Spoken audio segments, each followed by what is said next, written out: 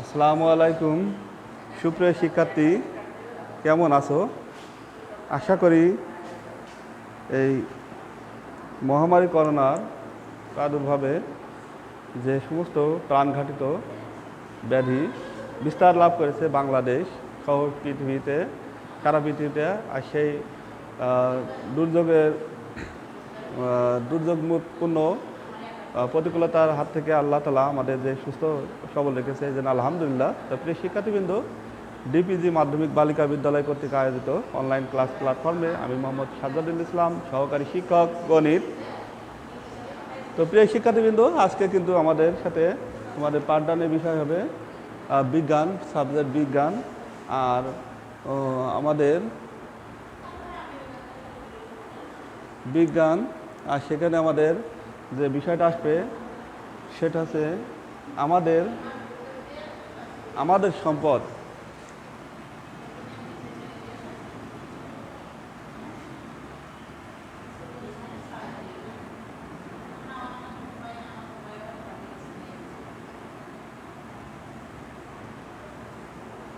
তো প্রিয় শিক্ষার্থীবৃন্দ, আমরা যখন আমাদের সম্পদ নিয়ে আলোচনা করব তখন যে বিষয়গুলো আসবে সেগুলো আমরা লক্ষ্য করব যে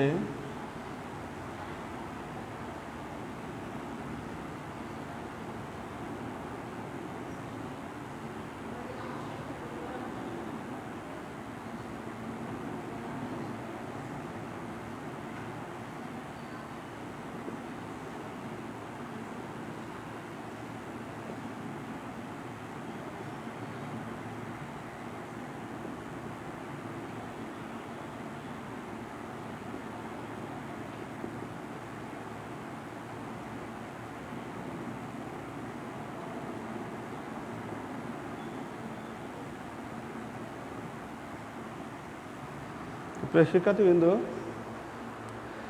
আমাদের গঠন প্রণালী যেটা ছিল যে আমাদের সম্পদ, আর আমাদের সম্পদ বলতে এটা আওয়ার ট্রেজার যেটা বলা হচ্ছে।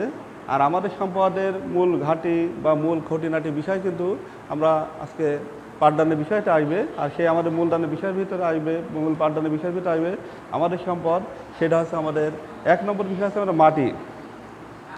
তো প্রিয় শিক্ষার্থীবৃন্দ, এই মাটি সম্পর্কে আমরা বলবো, মাটিতে গাছপালা জন্মায়, আর গাছপালা থেকে আমরা খাদ্যশস্য পাই। অক্সিজেন ছাড়া আমরা 1 মিনিটও বেঁচে থাকতে পারবো না বা পারি না। সেটা অত্যাবশ্যক অক্সিজেন গ্যাসও আমরা পাই, সেটা কিন্তু মূলত মাটি থেকে। কারণ মাটিতে গাছ উৎপাদিত হয়, আর গাছ কিন্তু আমাদের কার্বন ডাইঅক্সাইড গ্যাস গ্রহণ করে আর অক্সিজেন গ্যাস দেয়। তো প্রিয় শিক্ষার্থীবৃন্দ, এর মূল ভিত্তি কিন্তু আমাদের মাটি। তো যে বিষাক্ত গ্যাস আমরা আমাদের কাজের জন্য বা আমরা আমাদের যে বিষাক্ত গ্যাস আমরা গ্রহণ করলে অসুস্থ হয়ে পড়ি, আর সেই বিষাক্ত গ্যাস কিন্তু গ্রহণ করে গাছ, আর সেই গাছ কিন্তু তার মূল শিকড় আছে মাটি।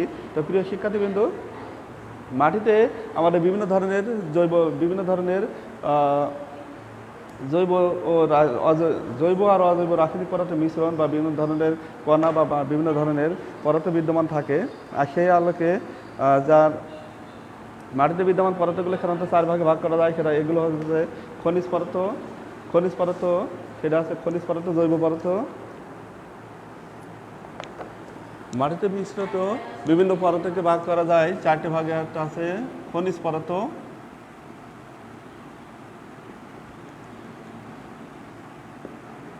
2 জৈব পদার্থ,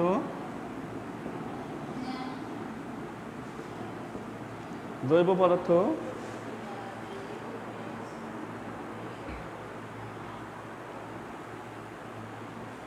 আর একটা হচ্ছে বায়বীয় পদার্থ।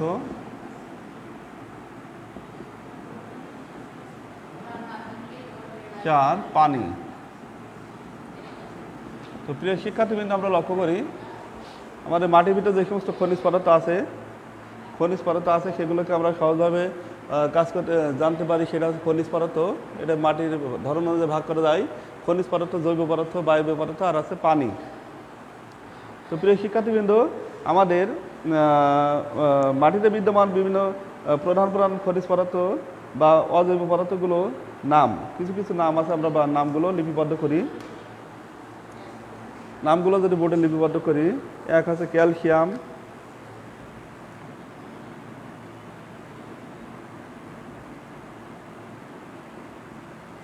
ক্যালসিয়াম, 2 আছে aluminium,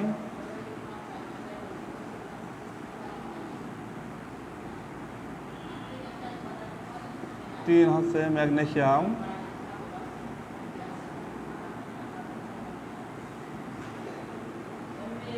4 iron, 5 silicon, 6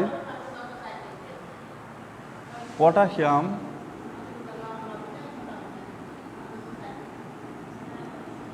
7 sodium, 8 manganese,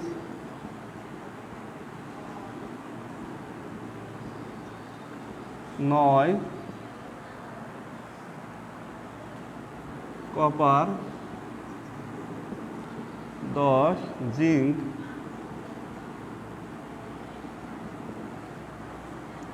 11 cobalt boron iron, cobalt, 12 boron, 13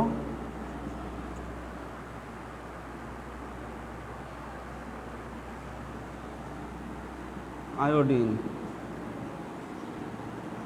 14 fluorine.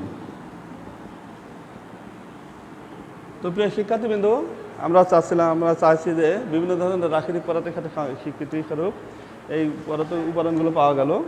আর এই উপাদানগুলো হচ্ছে আমাদের জৈব বা অজৈব রাসায়নিক মিশ্রণ। তো প্রিয় শিক্ষার্থীবৃন্দ, আমরা লক্ষ্য করি এই ক্যালসিয়ামের সংকেতকে Ca দ্বারা প্রকাশ করা হবে, অ্যালুমিনিয়ামের Al দ্বারা প্রকাশ করা হবে, ম্যাগনেসিয়ামের Mg দ্বারা প্রকাশ করা হবে, আয়রন Fe দ্বারা প্রকাশ করা হবে, সিলিকন Si দ্বারা প্রকাশ করা হবে, পটাশিয়াম K দ্বারা প্রকাশ করা হবে, সোডিয়াম Na দ্বারা প্রকাশ করা হবে, ম্যাঙ্গানিজ Mn দ্বারা প্রকাশ করা হবে, কপার Cu দ্বারা প্রকাশ করা হবে, জিঙ্ক Zn দ্বারা প্রকাশ করা হবে, কোবাল্ট Co দ্বারা প্রকাশ করা হবে, বোরন B দ্বারা প্রকাশ করা হবে, আয়োডিন I দ্বারা প্রকাশ করা হবে, ফ্লোরিন F দ্বারা প্রকাশ করা হবে। তো প্রিয় শিক্ষার্থীবৃন্দ, আমাদের কেমিস্ট্রি ভাষায় একটা প্রবাদ আছে যে যে কোনো ধাতু শেষের অক্ষর যদি আম থাকে তাহলে সেটা আমাদের ধাতব। তার ধাতব পদার্থের ভিতরে আমরা পালাম যে ক্যালসিয়ামকে Ca দ্বারা প্রকাশ, calcium, aluminium, magnesium, iron, silicon, potassium, sodium, magnesium, copper, zinc, cobalt, boron, iodine ও ফ্লোরিন। তো প্রিয় শিক্ষার্থীবৃন্দ, মাটিতে বিভিন্ন ধরনের যে খনিজ পদার্থ বা জৈব পদার্থ থাকে সেটা বলা হলো। আরও একটা আছে মাটিতে বিদ্যমান জৈব পদার্থ, যেমন আছে হিউমাস। আর হিউমাস হচ্ছে মাটিতে, এটা হিউমাস এটা বিভিন্ন ধরনের আসলে অ্যামিনো অ্যাসিড, প্রোটিন, চিনি, অ্যালকোহল, চর্বি, তেল, লিগনিক, ট্যানিন ইত্যাদি অ্যারোমেটিক যৌগ নিয়ে গঠিত। আর এটা অনেকটা জটিল আকারে। আর হিউমাস গাছপালা, মৃত গাছপালা থেকে এগুলো আমাদের সংগ্রহ করার ফলে এটা আমাদের উপাদান হিসেবে স্বীকৃতি লাভ করে। তো প্রিয় শিক্ষার্থীবৃন্দ, আমরা আয়তন অনুসারে চলে যাবো এবার আমরা যে মাটির বিভিন্ন ধরনের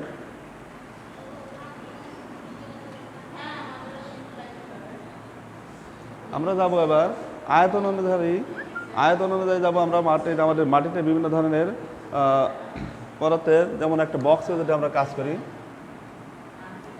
গোল চার্টটা, হোয়াইট বোর্ডের গোল চার্টটাকে আমরা ব্যবহার করলাম। তো প্রিয় শিক্ষার্থীবৃন্দ, সেখানে আমাদের হচ্ছে 25% বায়বীয় পদার্থ, এটি ধরে নিলাম আমরা বায়বীয় পদার্থ।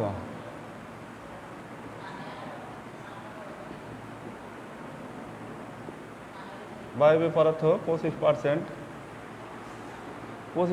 পানি,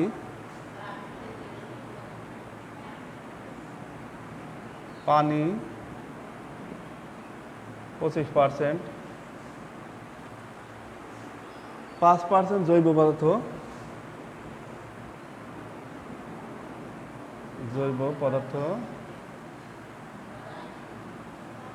5%, 45% অজৈব বা খনিজ পদার্থ, অজৈব বা খনিজ পদার্থ 45%। তো প্রিয় শিক্ষার্থীবৃন্দ, আমাদের হাতে আঁকার নমুনায় বা এক্ষেত্রে আমরা লক্ষ্য করছি যে আমাদের বিভিন্ন ধরনের আয়তন অনুসারে বায়ুমণ্ডলে যে 100% আছে, তার ভিতরে আমাদের বায়বীয় পদার্থ আছে 25%, আর পানি 25%, আর 5% জৈব পদার্থ, আর হচ্ছে অজৈব পদার্থ আমাদের 45%। এটাই আমাদের মাটির গঠন আকৃতিতে আমরা লক্ষ্য করছি যে আমাদের যে পানি আর বায়বীয় পদার্থ দুটাই সমান, আর অজৈব পদার্থ বা খনিজ পদার্থের পরিমাণ বেশি আর জৈব পদার্থের পরিমাণ কম। তো প্রিয় শিক্ষার্থীবৃন্দ, আমরা বিকল মাটিতে লক্ষ্য করি যে একটা গাছ উৎপাদিত হয়েছে, আর এই গাছটার বিভিন্ন ধরন বা বিভিন্ন আকৃতি থেকে আমরা লক্ষ্য করব যে গাছটার থেকে কীভাবে আমাদের বিষয় ভিত্তিক বা কীভাবে পরীক্ষালব্ধ ফলাফল বা কীভাবে গাছের বিস্তার লাভ করে সেই সম্পর্কে একটু আলোচনা আসব।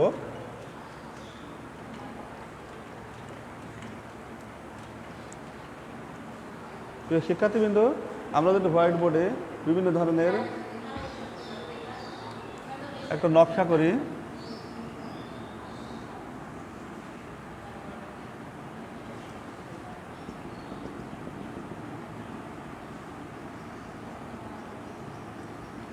একটু বড় আকৃতির, এটা হচ্ছে আমাদের ডি, আর একটু ছোট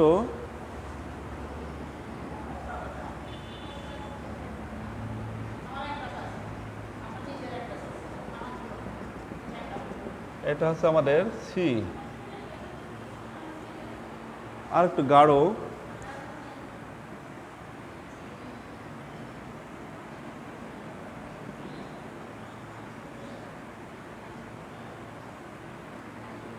এটা আমরা বলবো বি, আরো বেশি গাঢ়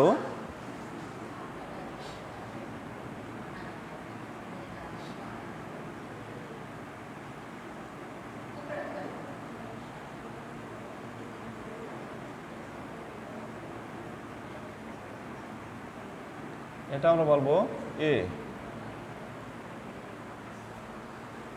তো প্রিয় শিক্ষার্থীবৃন্দ, আমরা হোয়াইট বোর্ডে লক্ষ্য করছি যে এখানে এবার কোনো একটা প্রান্তে একটা গাছ উৎপাদিত হয়েছে,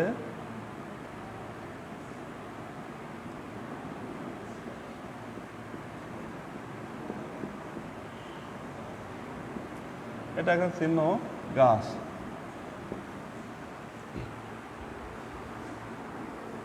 আর এখানে আবার একটা গাছ,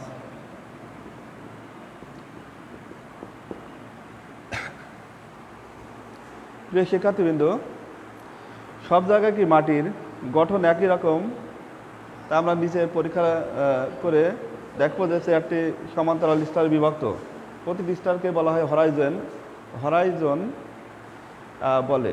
সবার উপরে যে স্তরটি রয়েছে তাকে বলবো আমরা হরাইজন এ। তো প্রিয় শিক্ষার্থীবৃন্দ, সবার উপরে যে স্তরটা রয়েছে ওইটাকে আমরা বলবো হরাইজন এ, কারণ এখানে যেটা বিস্তারে আছে সেটা আমরা লক্ষ্য করব যে হরাইজন এ যেখানে, সেখানে আমাদের হরাইজন এ অর্থাৎ টপ সয়েল, এই স্তরে উদ্ভিদ, প্রাণী মরা দেহ পচন শুরু করে এবং উৎপাদিত পদার্থ বিশ্লেষণ করে হিউমাস সহ অন্যান্য জৈব পদার্থ এই স্তরে থাকে। এই স্তরে খনিজ পদার্থ থাকে না, সেগুলো পানির সাথে প্রবাহিত হয়ে নিচের স্তরে চলে যায়। প্রথম স্তরটাকে বলা হয় বালুময় স্তর। তো প্রিয় শিক্ষার্থীবৃন্দ, প্রথম স্তরটাকে বলা হবে বালুময় স্তর, আর এই বালুময় স্তরটাকে আমাদের মাটির গঠনের দৃঢ়তা প্রদান করার জন্য যেটা আসবে সেটা হচ্ছে আমাদের এই স্তরকে সাধারণত বলা হয় বালুময় স্তর, আর মাটির বালুময় স্তর। আর দ্বিতীয় স্তরটাকে বলা হবে হরাইজন বি, যেটা সামান্য পরিমাণ হিউমাস থাকে, আর এই উপর স্তরকে বলা হয় উপর স্তর থেকে আসা বিভিন্ন খনিজ পদার্থ ভরা থাকে, এবং তৃতীয় স্তরকে বলা হয় হরাইজন সি। তো প্রিয় শিক্ষার্থীবৃন্দ, মাটি তৈরি হয় শিলা থেকে, আর সেখানে জটিল রাসায়নিক প্রক্রিয়া মূল শিলা স্তরে নরম থাকে পর্যায়ক্রমে সি স্তরে, আর ডি স্তরকে বলা হবে মাটির মূল স্তর। আর মাটির মূল স্তর বা যেখানে আমাদের কোনো কিছু উৎপাদন বা মূল শিলা বা খুবই শক্ত যেখানে, এটা আমাদের বিশ্লেষণ করা হলো। তো প্রিয় শিক্ষার্থীবৃন্দ, আমরা এবার আসবো আমাদের মাটির প্রকারভেদ। তো মাটির প্রকারভেদকে আমরা কয়েকভাবে ভাগ করতে পারি, যেমন হচ্ছে 1 বালু মাটি, 2 দোআঁশ মাটি,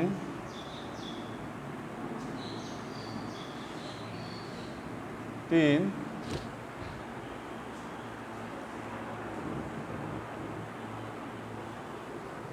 হচ্ছে আমাদের পলি মাটি, 4 হচ্ছে কাদা মাটি। তো প্রিয় শিক্ষার্থীবৃন্দ, আমরা যদি বালু প্রকারভেদ মাটির প্রকারভেদে যাই, তাহলে মাটি আমাদের বালু মাটির প্রধান বৈশিষ্ট্য হলো তার ধারণ ক্ষমতা খুবই কম। এটা আমরা বিভিন্ন তথ্যের সাথে যাই, যেমন বালু আমরা যখন কোনো রাস্তার পাইতে যাই বা কোনো রাস্তার পাশে কাজ করা, রাস্তার মেরামত করার জন্য বালু রাখে, তা বালুর ভিতরে যদি আমরা বালুর ভিতরে পাইতে যখন যাই, তখন বালুটা হালকা বাতাসে উড়ে যায়, তখন আমরা বুঝতে পারি যে মাটির দৃঢ়তা বা ধারণ ক্ষমতা খুবই কম। তো প্রিয় শিক্ষার্থীবৃন্দ, বালু মাটির আরেকটি বৈশিষ্ট্য হলো এই মাটি কণার আর সবচেয়ে বড় যার ফলে কণাগুলো ফাঁকা আর অনেকে বেশি বায়ুবায়ন। বালু মাটি আমরা হাতে নিলে দানাযুক্ত বা এরা নিমিষে বা বাতাসে উড়ে চলে যায়, ধারণ ক্ষমতা একদম নেই বলে চলে। তো প্রিয় শিক্ষার্থীবৃন্দ, লক্ষ্য করা যায় এখানে মাটির পানি থাকলেও পানি আর বালু কিন্তু মিশ্রণ একভাবে মেশে না, মানে পানি আর বালু এদের উপাদানগুলোকে একত্রিত করলে এদের কোনো দৃঢ়তা আসে না, যার ফলে আমাদের বালু মাটি কিন্তু একদম ঝরঝরে থাকে সবসময়। তারপর আসছে আমাদের দোআঁশ মাটি। তা প্রিয় শিক্ষার্থীবৃন্দ, দোআঁশ মাটির পরিবর্তে আমরা আলোচনা করি পলি মাটি। পলি মাটির ধারণ ক্ষমতা বালু মাটির চেয়ে একটু বেশি। আর পলি মাটি চেনার উপায় হচ্ছে আমাদের সামান্য পানিযুক্ত, যেখানে আমাদের আঙ্গুল দিয়ে ঘষলেই এর একটু মসৃণতা বা পলির আকার জমা হয়, বা আমরা বুঝতে পারবো যে এখানে হাতের একটু লাগতে পারে, যেখানে আমরা আর ওইটা হাতের দৃঢ়তায় আসতে পারে, যেটা আমাদের একটু অনেকটা জমাট আকারে বেঁধে থাকে। আর পলি মাটির ধারণ ক্ষমতা বালু মাটির ধারণ ক্ষমতা চেয়ে একটু বেশি। তো প্রায় শিক্ষার্থীবৃন্দ, আমরা বিভিন্ন ধরনের মাটি, আমরা যেহেতু কৃষি প্রধান দেশের মানুষ, আর আমরা বালু মাটি, পলি মাটি এবং এবার আলোচনা আসবে আমাদের কাদামাটি। তো প্রিয় শিক্ষার্থীবৃন্দ, কাদামাটিতে আমরা আমাদের দেশের চাষিরা যখন চাষাবাদ করে বা তাদের কাজকামগুলোকে যখন করে, তখন তারা বুঝতে পারে যে কাদামাটি এর কাজ কতটা, বা কাদামাটির ধারণ ক্ষমতা বা কাদামাটি তাদের ওই স্বচ্ছতা কতটুকু আছে।